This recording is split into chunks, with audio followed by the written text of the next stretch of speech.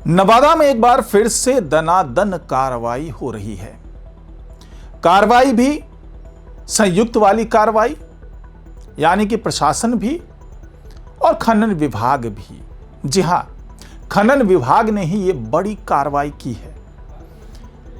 अब इस कार्रवाई के बाद से पूरे इलाके में हड़कंप मचा हुआ है।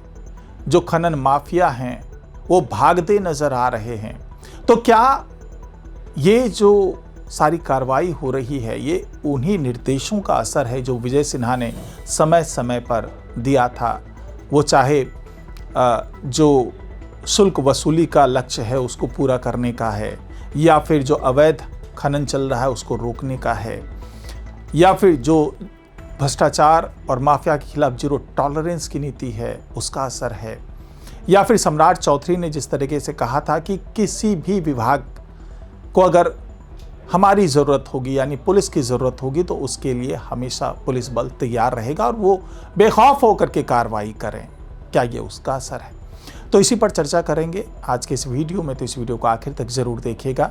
नमस्कार, मैं हूं डॉक्टर सुरजीत सिंह और आप देख रहे हैं YBN बिहार झारखंड। अगर आपने अभी तक इसे सब्सक्राइब नहीं किया है तो सब्सक्राइब कर लीजिए, और अगर आपको ये वीडियो अच्छा लगे तो लाइक कीजिए, शेयर कीजिए और कमेंट जरूर कीजिए। तो नवादा में जिस तरीके से कार्रवाई हुई और उसके बाद हड़कंप मचना तो तय था। हड़कंप भी इसलिए क्योंकि 16 वाहनों को जब्त किया खनन विभाग ने, और खनन विभाग का यह दावा है कि इन वाहनों की मदद से अवैध तरीके से खनिजों का उसकी ढुलाई हो रही थी। वो चाहे बालू हो, गिट्टी हो, तमाम चीजें हैं जिसकी अवैध तरीके से ढुलाई की जा रही थी रात के अंधेरे में और खुलेआम कह लें तो ये सारा जो काला कारोबार है ये चल रहा था। और इसी काले कारोबार पर रोक लगाने के लिए जब खनन विभाग ने दनादन कार्रवाई करना शुरू की तो ये जो 16 वाहन हैं उसको जब्त किया गया। न केवल जब्ती बल्कि इन पर जुर्माना भी जबरदस्त लगाया गया है। जुर्माने की रकम आप सुनेंगे तो आपको भी लगेगा कि हाँ, इस तरह का जुर्माना तो लगाया जाना चाहिए।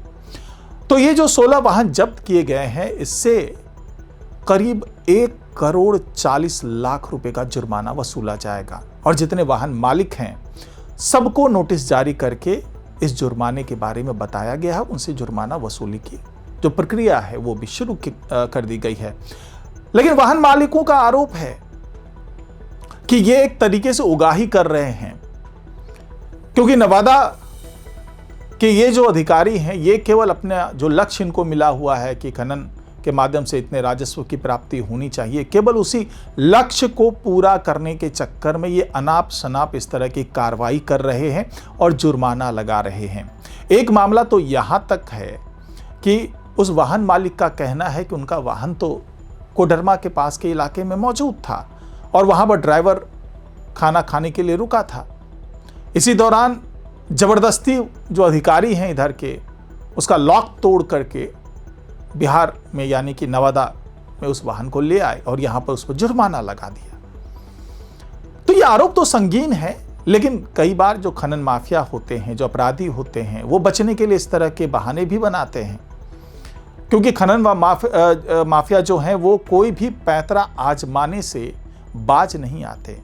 दूसरी तरफ जो खनन विभाग के अधिकारी हैं उनका साफ साफ कहना है कि ये सब कार्रवाई जो है वो बिल्कुल ही नियम के तहत की गई है कार्रवाई, और नियम के तहत ही अब इनसे जुर्माना भी वसूला जाएगा, भले ही ये कितना भी छटपटा क्यों ना ले। और ये कार्रवाई ऐसा नहीं है कि केवल जो खनन विभाग के अधिकारी है उन्होंने की है, बल्कि प्रशासन और खनन विभाग दोनों की मिली भगत से, दोनों की ही मिलीजुली टीम ने ये कार्रवाई की है, यानी कि संयुक्त कार्रवाई हुई है। और जिस तरीके से पहले ये कहा जा रहा था, दावा किया जा रहा था सम्राट चौधरी की तरफ से भी कि किसी भी हालत में अगर किसी विभाग को कोई कार्रवाई करने के लिए पुलिस चाहिए होगा तो वो पुलिस भी उन्हें प्रोवाइड करवाई जाएगी। और यही वजह है कि इस बार जो नवादा में कार्रवाई हुई है उसमें प्रशासन और खनन विभाग दोनों की ज़बरदस्त भूमिका रही है। दोनों की संयुक्त टीम ने ये छापे मारे हैं, जो रेड डाले हैं।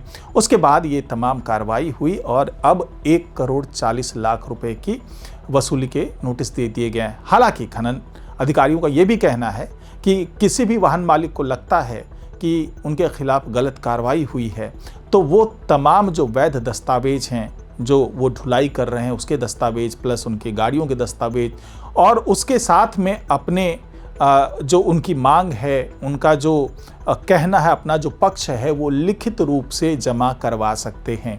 और अगर उनकी जो मांग है, उनका जो पक्ष है वैध पाया जाता है, उचित पाया जाता है और ऐसा लगता है कि खनन विभाग से कोई चूक हुई है, कोई गलती हुई है, तो ये जुर्माना जो उनके पास वसूली के लिए भेजा गया है, नोटिस भेजी गई है, तो वो उसको रिवर्स किया जा सकता है, यानी उन्हें जुर्माना नहीं देना होगा और वो अपनी गाड़ी को ले जा सकते हैं और उसमें जो भी माल लदा हुआ है वो भी वैध दस्तावेज के आधार पर यहाँ से ले जा सकते हैं। यानी कि किसी भी तरह की कोई ज़बरदस्ती नहीं है।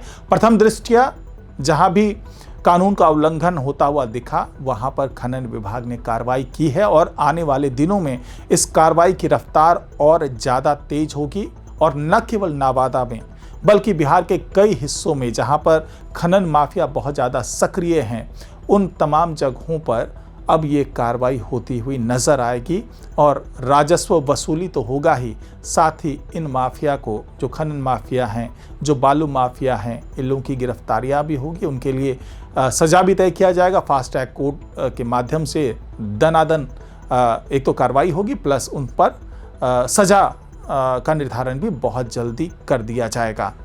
तो फिलहाल देखते हैं कि आगे किस तरीके से इस अभियान को बढ़ाया जाता है। तो आज की रिपोर्ट में इतना ही। नमस्कार।